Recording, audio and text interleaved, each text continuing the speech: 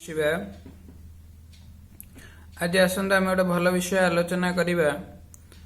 समस्ते आमर जेते स्त्री माने अछंती बा नारी माने अछंती यत्र नार्यस्तु पूज्यते रमन्ते तत्र देवताः।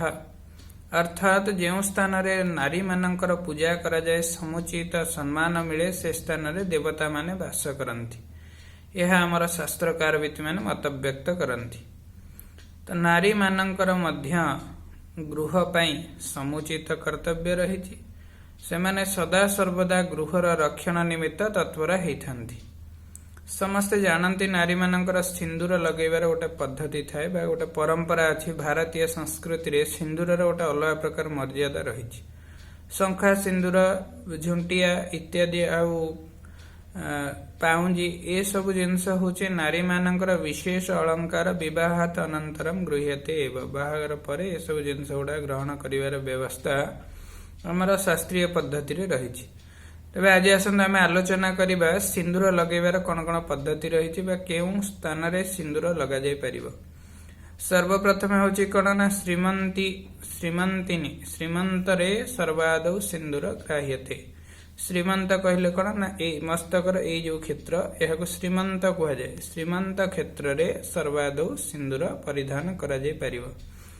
तापरे द्वितीय आसुची कपाल। कपाल कहले भ्रूलतायोः मध्य क्षेत्र। भ्रूलता मध्य क्षेत्र ए जो जगह भ्रूलतार मध्य क्षेत्र ए जगह द्वितीय सिंदूर। तृतीय सिंदूर आसुची संज्ञा कौन ना तृतीय सिंदूर कंठे। कंठ कहले बेक मध्य केंद्र जो 3 नंबर। तापरे चतुर्थ आसुची हस्त। हस्त कहले ए जो क्षेत्र अच्छी वाम हस्तर ए क्षेत्र ताकू कह जाए हस्त।